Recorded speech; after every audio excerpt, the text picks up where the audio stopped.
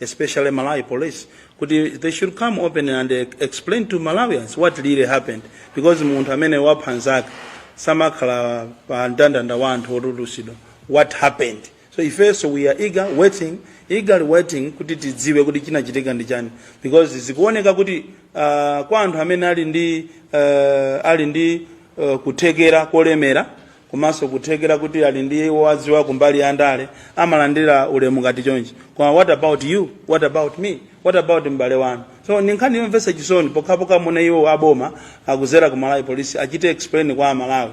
Otherwise iso ninkhani imene ifeyo tikulira limodzi ndi apamu. Andiso muna osazitengera bwino nkhani imene ifeso tiajoina apamu kupanga ma demonstrations. Pajaso mukumbukira tida apangaponso ma demonstration mbuyomu okhuzana ndi nkhani imene ifaja anthu ena amatenga amalubino ngati si anthu, koma ifeyo ngati Malawi first komanso Amalawi ena ife tikuwatenga amene aja ngati Amalawi osakhala anthu achi alubino. So ndizombesa chisoni kunena kuti anthu amene anangokhala kundende atapezeka olakwa atuluka ndi tikufuna mansalaso monga mene akufunira apamu. Tikafika nkhani ya funso limene afusa bwana tikudziwa bwinobwino kunena kuti kunja kuno kuma alubino amasowa monga amene tanenera kale kuti anayamba kusowa nthawi yakamuso kuzafika pano. Koma pali nkhani zina zimene zili zoona ndi pali nkhani zina zimene zili zonama. That is why tikufuna kuti apolisi azigwira ntchito yawo, chifukwa pali china chake chokhala ngati inu ndi ife tikubisiripa, koma tikufuna tidziwe kuti kodi ndi chani chimene chimachitika. Ndi chifukwa chani apolisi amalephera kubooleza. Inalipo nkhani ya Masambuka, kunali wa polisi ina otchedwa Chikondi Chileka amene tikunena pano akuchita roti kuzomba uko chifukwa iye amagwira ntchito ya undercover. Amalembaso malipoti onse alipo ngati mutafuna atonkani tikupasirani munthu amagwira ntchito yofuna kuti adziwe kuti kodi amapha malubino amapita nawo kuti.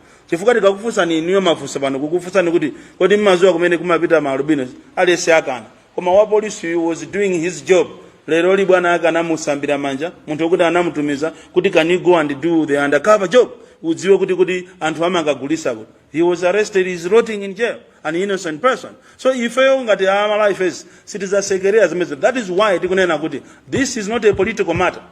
Amene akuapha alubino sitikudziwa kuti ndi andani, komano sinkhani ya DPP, sinkhani ya MCP, sinkhani ya Ford, sinkhani ya UDF, sinkhani ya UTM, ni nkhani ya ife Malawi tonse tibwere pamodzi, chifukwa muziko muno mwabwera chigawenga zimene zimabwerera ngati za ku Nigeria.